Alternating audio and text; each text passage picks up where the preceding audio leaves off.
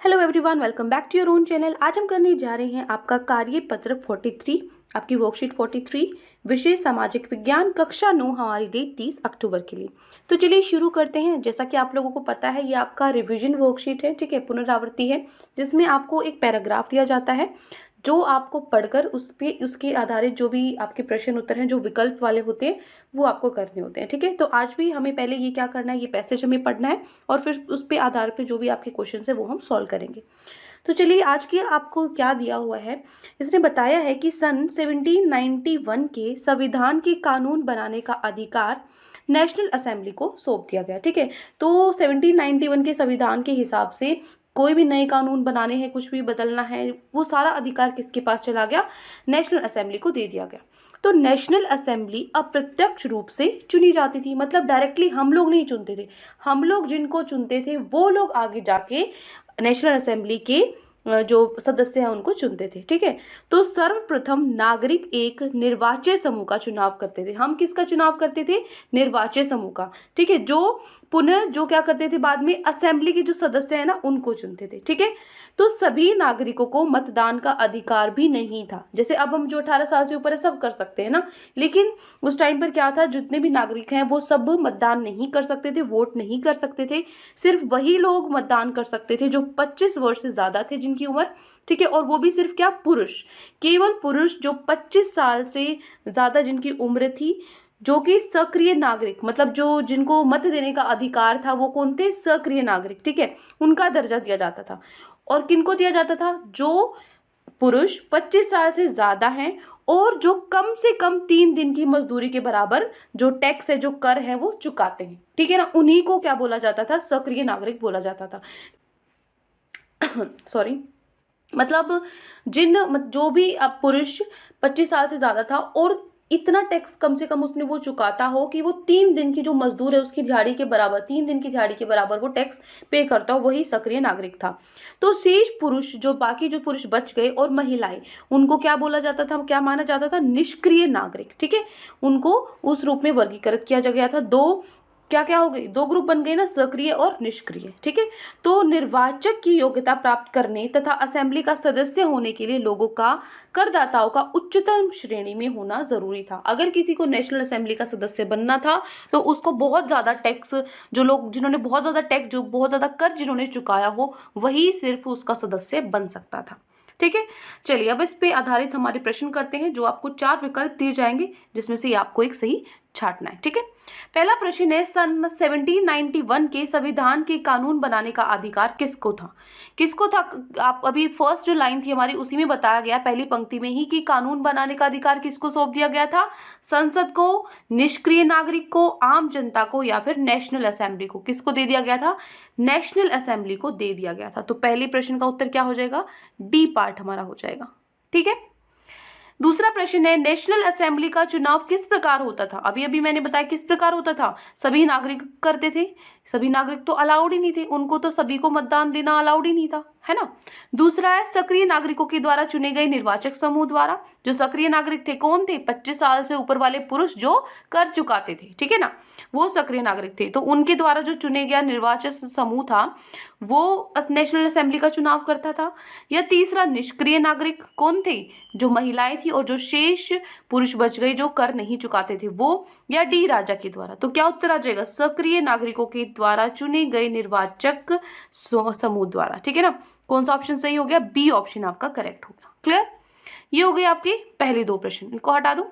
आगे बढ़ते हैं प्रश्न नंबर 3 पर। तीसरा प्रश्न है, निम्न में से किसे मतदान का अधिकार नहीं था। कौन वोट नहीं कर सकता था, महिलाओं को मतदान का अधिकार नहीं था, निर्वाचक की योग्यता प्राप्त लोगों को, या फिर सक्रिय नागरिकों को, या करदाताओं को। करदाताओं को तो था, जो कर चुकाते थे वो तो कर सकते थे, सक्रिय नागरिक भी कर सकते थे क्योंकि वो वही तो थे सक्रिय नागरिक जो 25 साल से ज्यादा हैं और कर चुकाते हैं।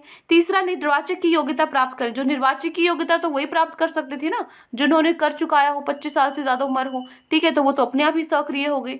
और जो ए महिलाएं हैं, महिलाओं को अधिकार नहीं था मतदान का, तो ए ऑप्शन हमारा करेक्ट हो गया, ठीक है। नेक्स्ट है प्रश्न नंबर 4, सक्रिय नागरिक कौन थे? सभी पुरुष थे सक्रिय नागरिक, सभी स्त्रियां थी, या 25 साल वर्ष से अधिक करदाता पुरुष, या उपरोक्त में से कोई नहीं? तो कौन थे सक्रिय नागरिक? जो 25 वर्ष से अधिक करदाता पुरुष, वो पुरुष जिनकी उम्र 25 साल से ज्यादा है और वो कर चुकाते हैं। कितना कर चुकाते हैं? कम से कम 3 दिन की मजदूरी जो थी उसके उतना कर। ठीक है, तो कौन सा ऑप्शन सही हो जाएगा? प्रश्न नंबर 4 का भी हमारा सी ऑप्शन करेक्ट हो जाता है। ठीक है, पहले 4 प्रश्न हो गए। आखिरी प्रश्न पे बढ़ते हैं। प्रश्न नंबर 5, निम्न में से निष्क्रिय नागरिक कौन थे? कौन थे निष्क्रिय? सक्रिय कौन थे? वो पुरुष जो 25 साल से ज्यादा हो, कर चुकाते हो। निष्क्रिय कौन थे? 25 वर्ष से अधिक करदाता पुरुष थे? नहीं, ये तो सक्रिय है। करदाता पुरुष थे? नहीं, जो कर चुकाते हैं वो तो स्टूडेंट्स, आपका 31 अक्टूबर और 30 अक्टूबर को साइंस और मैथ का मॉक टेस्ट है, जो कि आपकी टर्म 1 प्रिपरेशन के लिए है। टर्म 1 के सिलेबस पर बेस्ड ये आपका फ्री मॉक टेस्ट है। ध्यान रहे, फ्री मॉक टेस्ट है ये आपका। ठीक है, क्लास 10th का हो रहा है 30 अक्टूबर और 31 अक्टूबर को। ओके, साइंस का और मैथ का। तो पूरा का पूरा पेपर जैसे कि आपका एग्जाम में आएगा, टर्म 1 के एग्जाम में, बोर्ड के एग्जाम में आएगा, वैसे ही आपका मॉक टेस्ट होगा। तो अगर आप इस मॉक टेस्ट को देते हो तो आपके एग्जाम की पहले ही एक तरीके से सैम्पल पेपर के रूप में प्रैक्टिस हो जाएगी, और दूसरा आपको अपना रैंक भी पता लगेगा। तो क्लास 12th के लिए भी है ये। क्लास 12th का अकाउंटेंसी का है 30th को, एंड यहाँ पे 31 को इकोनॉमिक्स का है, 1 नवंबर को बिजनेस स्टडी का है। जिनके पास साइंस स्ट्रीम है, मैथ्स का है 30th को, बायोलॉजी का है 31 को, और 1 नवंबर को फिजिक्स, देन 2 नवंबर को केमिस्ट्री। ओके, यहाँ पे ना अब की बार एक स्पेशल ऑफर ऐड हुआ है, दिवाली का स्पेशल ऑफर है आप लोगों के लिए। Mock board exam for CBSE 10th and 12th class learner, Diwali special offer है ये। इसमें क्या है कि जो पहले 3 बच्चे रहेंगे, यानी कि जिनका फर्स्ट 3 जो विनर्स रहेंगे, जिनका फर्स्ट 3 में रैंक आएगा, उनको प्लस का सब्सक्रिप्शन बिल्कुल फ्री में मिलेगा। ठीक है, और हर सब्जेक्ट के टॉपर को 1-on-1 मेंटरशिप भी मिलेगी टॉप एजुकेटर्स के द्वारा। तो ये टेस्ट होने वाला है आपका मॉक टेस्ट 5 से लेके 6:30 बजे तक शाम में। तो लिमिटेड सीट्स हैं, एनरोल कर लीजिए फ्री में। आप लोग इसको एनरोल कर सकते हैं, क्लिक कीजिए एनरोल फॉर फ्री पे या फिर एनरोल नाउ पे।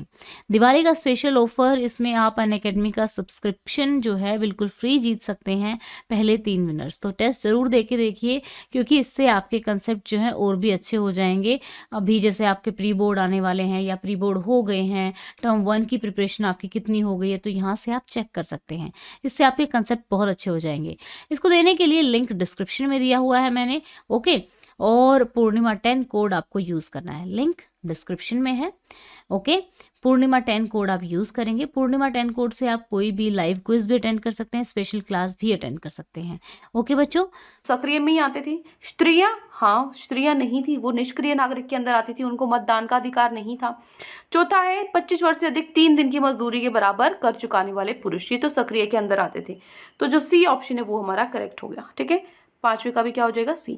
तो ये 5 आपको MCQs दिए गए थे। आई होप आपको अच्छे से पूरी वर्कशीट समझ में आ गई है, प्रैक्टिस हो गई है अच्छे से। कोई भी डाउट है कहीं पर भी तो कमेंट सेक्शन में आप मुझसे पूछ सकते हैं, और अगर आपको लेक्चर अच्छा लगे तो चैनल को सब्सक्राइब कर सकते हैं, वीडियो को लाइक कर सकते हैं। आज के लिए इतना ही, मिलते हैं नेक्स्ट वीडियो में। Till then take care, bye bye.